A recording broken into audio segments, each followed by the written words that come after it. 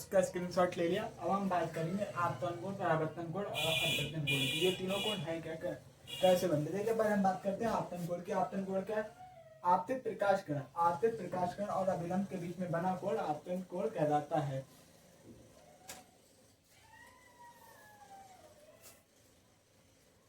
जो आपतित प्रकाश कण है, ये देखिए जो किरण आके गिरती है, ये जो किरण आके जो गिरती है ना, वो किरण कहलाती है कौन सी? आपतित प्रकाश किरण। जो हमने पिछली वीडियो में समझाया था आपको।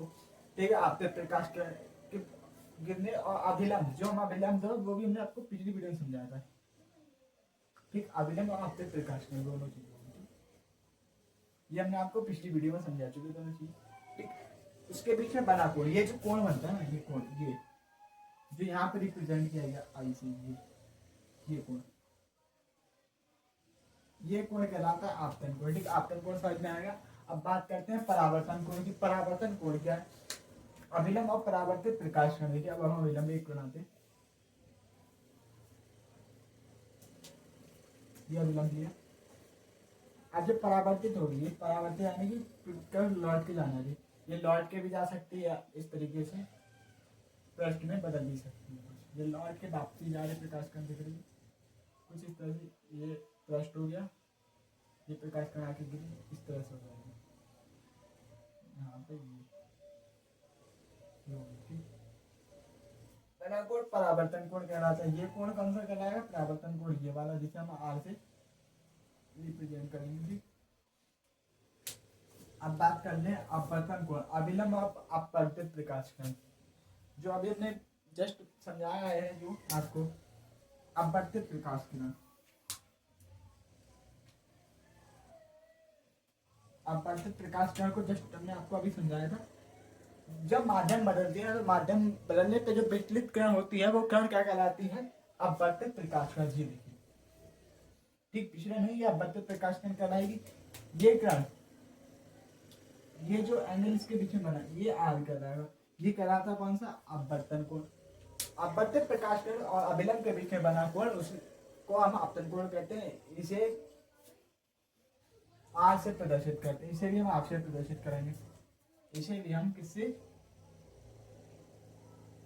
लिखा, इसे आर से प्रदर्शित करेंगे।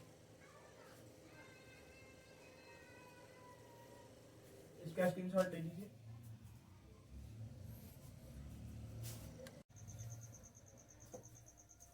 इसका आपने स्क्रीनशॉट ले लिया। अब हम बात करेंगे दर्पण की। दर्पण होते कितने प्रकार के? फिर दर्पण है क्या? दर्पण, दर्पण जो प्रकार है उसमें दर्पण के कितने प्रकार है? पहले हम बात करते हैं दर्पण क्या। दर्पण जब एक कांच के एक पारदर्शी पॉलिश कर दिया, कुछ इस प्रकार की पॉलिश होती है। ये देखिए अपारदर्शी पॉलिश है ये कांच पे। ठीक है, ये पॉलिश, यही पॉलिश बना देती है कांच को क्या? दर्पण। ये दर्पण है। ठीक है, ये समझ आया। अपारदर्शी पॉलिश कर दिया तो वो पृष्ठ दर्पण बन जाते हैं। कांच का एक पृष्ठ है, उसका एक अपारदर्शी पॉलिश करा, अभी जो आपको दिखाया था, वो हमें क्या बना देता है? एक दर्पण बना देता है। अब हम बात करते हैं गोली। अब हम बात करते हैं दर्पण कितने प्रकार के। दर्पण होते हैं दो प्रकार के। कौन से? एक समतल दर्पण और एक गोलीय दर्पण। समतल दर्पण का तो हमने पिछली वीडियो में, जिससे हम फिजिकली रूप से प्रैक्टिकल कर रहे हैं, तो वो सारे दर्पण कौन से कहलाते हैं? समतल दर्पण कहलाते हैं। जो हम जिसमें आजकल घर में, अभी हम घरों में जिसमें फेस देखते हैं, वो अधिकतर समतल दर्पण कहलाते हैं। अब हम बात करते हैं गोलीय दर्पण की। गोलीय दर्पण भी दो प्रकार के होते हैं, जैसे उत्तल दर्पण और अवतल दर्पण। गोलीय उत्तल दर्पण में क्या होता है? जब गोलीय जो उत्तल दर्पण है ना, जिसमें गोलाकार होगा, जैसे ये दिखाया है, ठीक, उसके धसे हुए भाग पे पॉलिश कर दी जाए। गोलीय दर्पण, गोलीय उत्तल दर्पण के धसे हुए भाग पे क्या कर दी जाए? पॉलिश, तो वो कहलाता है उत्तल दर्पण। धसे गोलीय दर्पण के धसे भाग पे पॉलिश कर दें तो वो कहलाता है उत्तल दर्पण।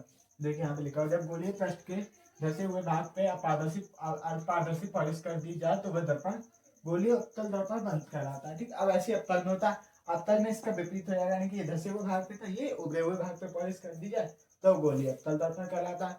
समझ में आ गया ये तीन, ये चार चीज। अब आप इसका स्क्रीनशॉट ले लीजिए। उसका स्क्रीनशॉट ले लिया। अब बात करते हैं दर्पण का मुख अक्ष। दर्पण का मुख अक्ष होता है क्या? दर्पण का मुख अक्ष वह प्रकाश की वह प्रकाश किरण जो दर्पण के वक्रता केंद्र यानी वक्रता केंद्र यानी सेंटर, वक्रता के लिए सर नेक्स्ट में बात करेंगे। अभी तो आप सिर्फ समझ लीजिए क्या है।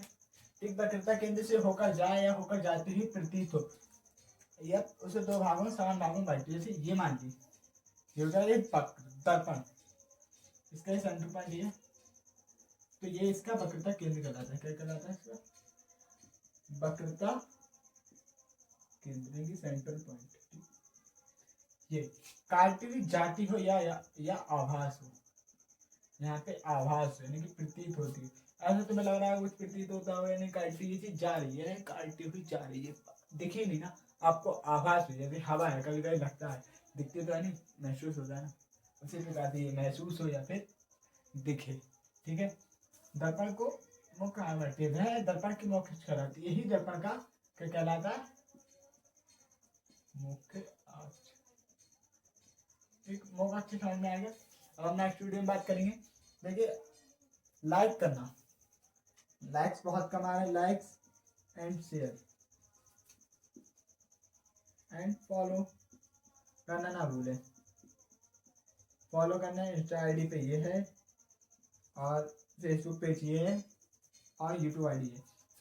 इंस्टा आईडी पे जो कोई मैसेज करता है उसे नोट्स प्रोवाइड कराए जाएंगे। और हाँ, आप लोगों की एक स्कीम भी आ चुकी है, गवर्नमेंट ने फाइनली स्कीम दे दी है, जो आपके पेपर है वो फेब में है। कब है आपके पेपर? फेब में, फरवरी में आपके पेपर स्टार्ट हो जाएंगे।